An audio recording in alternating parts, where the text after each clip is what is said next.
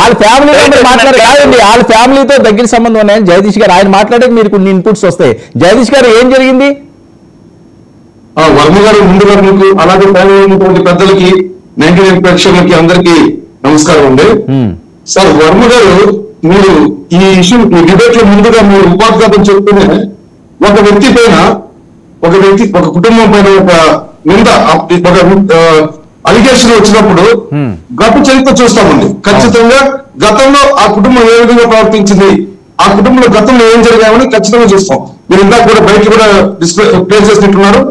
నాకు తెలిసి Bhaktavatsala Naidu alias Mohan Babu alias వివాదాలు ఇవన్నీ పర్యాయ పదాలు.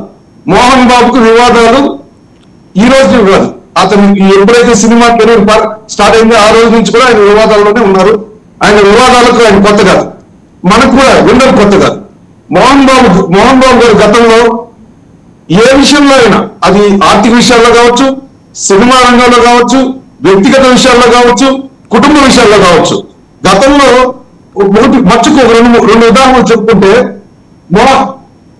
డిస్టర్బెన్స్ అంటే చంద్రబాబు గారికి అత్యంత సన్నిహితుడైనటువంటి శంకర్ రెడ్డి అనే వ్యక్తిని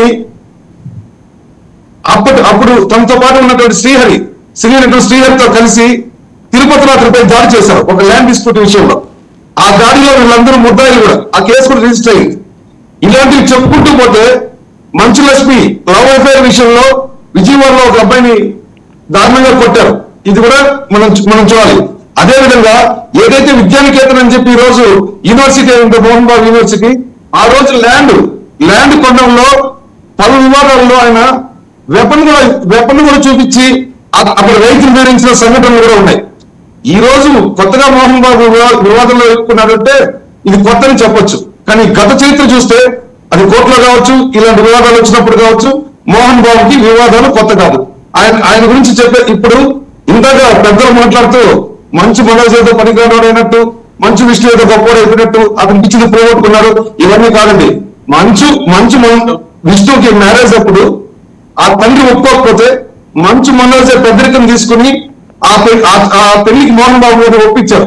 ఇది వాస్తవం. ఇది అదేవిధంగా తనకు ఫస్ట్ మ్యారేజ్ ఫెయిల్యూర్ అయిపోతే ఆ తర్వాత అతను తన స్నేహితులను మ్యారేజ్ చేసుకునేటప్పుడు ఇంట్లో ఎవరూ ఒప్పుకోలేదు, ఇంక్లూడింగ్ మోహన్ బాబు గారు కూడా ఒప్పుకోలేదు. ఒప్పుకోకపోవడమే కాకుండా ఆ పెళ్లికి రానని నాకు సంబంధం లేదని చెప్పడం ఇవంతా జరిగింది. అయితే వీటన్నిటిని అధిగమించి మనోజ్ పెళ్లి చేసుకున్నాడు. ఇవన్నీ ఒక యాక్సెప్ట్ అయితే, వాస్తవంగా మోహన్ బాబు గారు అతని స్వభావం కోసం ఏ స్థాయికైనా వెళ్తాడు. అతను మోహన్ బాబు అవకాశవాది. గతంలో చంద్రబాబు నాయుడిని అతి నీచంగా తిట్టిన మోహన్ బాబు అతని కాలేజీల్లో ఫీజుల విషయంలో విద్యార్థులు తీసుకొచ్చి బజార్లో కూర్చోబెట్టి, తిరుపతి బజార్లో కూర్చోబెట్టి చంద్రబాబుని అనుకుని మాట్లాడారు. అదే మోహన్ బాబు చంద్రబాబు అధికారంలోకి వచ్చేసరికి ఆయన ఇంటికి వెళ్ళి సెలవు కప్పాడు. మాట్లాడుతున్నాడు ప్రధాని బాగా సన్నిహితులని, నేను ఎప్పుడు రమ్మన్న ప్రధాని నన్ను ఎప్పుడైనా రావచ్చు అని చెప్పారని ఇలాంటి చెప్తా ఉంటాడు. ఓకే, ఆయనకి అంత పలుకులు ఉండొచ్చు, కాదంటాం.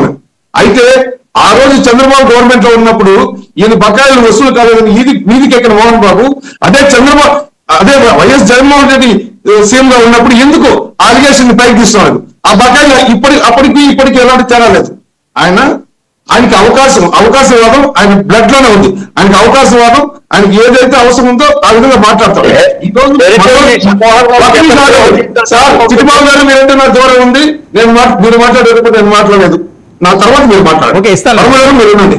నేనేమంటానంటే ఎగ్జాక్ట్ సార్ వర్మ గారు నేనేమంటానంటే, ఇదే మోహన్ బాబు గారు విష్ణు మ్యారేజ్ కు ఒప్పుకోకపోవడం, ఆ తర్వాత అదే కోడలు ఈ ఇన్స్టిట్యూట్ లో ఆవిడ డబ్బులు తీసుకొచ్చి ఆవిడ ఆదుకోవడంతో ఇప్పుడు పెద్ద కోడలే అన్నిటికీ లీడ్ తీసుకుంటా ఉంది. నేను కూడా తిరుపతి వ్యవస్థే కాబట్టి నాకు కొన్ని విషయాలు తెలుస్తాయి. నేను ఆ విధంగా కూడా ఇప్పుడు మనోజ్ని ఐసోలేట్ చేయాలనే ఉద్దేశంతో అతనికి ఇవ్వాల్సిన ఆస్తి ఇవ్వకుండా ఆయన ఇబ్బంది పెడుతున్నారు. గతంలో వివరణ కూడా చెప్పారు.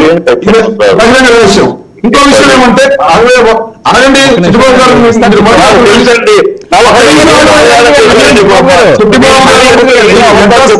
మాట్లాడుతున్నారు.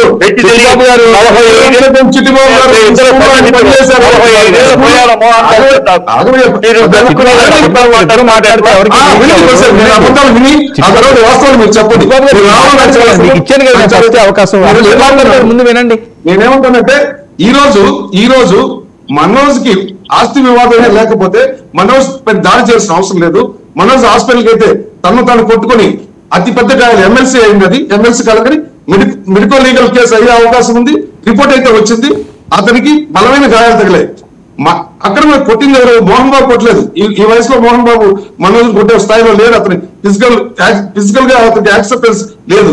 ఒక వినయ్ అనే ఒక ఎంప్లాయ్ కావచ్చు, లేదు మోహన్ బాబు అత్యంత సన్నిహితులు కావచ్చు, అతని దగ్గర కొట్టించారని ఈ వివాదం పెరగడానికి కూడా అదే ఒక కారణం కూడా.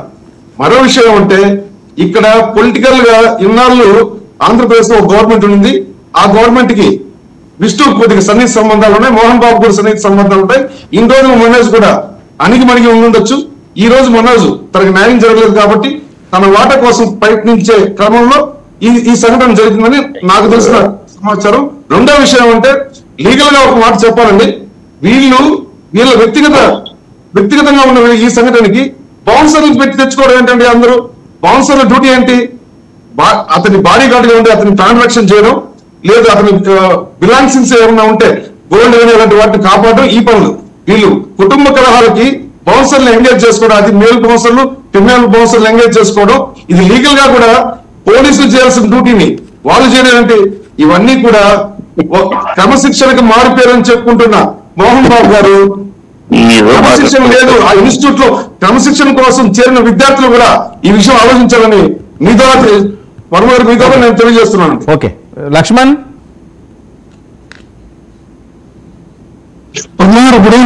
ఓకే లక్ష్మణ్, ఏంటి వివాదాలు ఏంటి? ఇవేవో రాజకీయ రంగులు పిలుపుకుంటున్నాయని వైఎస్ఆర్ గారి దగ్గర ఉన్నప్పుడు ఒక రకంగా ఉండేవారు, చంద్రబాబు నాయుడు గారి దగ్గర ఉన్నప్పుడు ఒక రకంగా ఉండేవారు, చిరంజీవి గారిని ఒక రకంగా చూసేవారు. ఈ రోజు పెద్దగా సింపతి కనిపించట్లేదు. అయ్యో అని చెప్పి నలుగురు వెళ్ళి పలకరించే పరిస్థితి లేదు.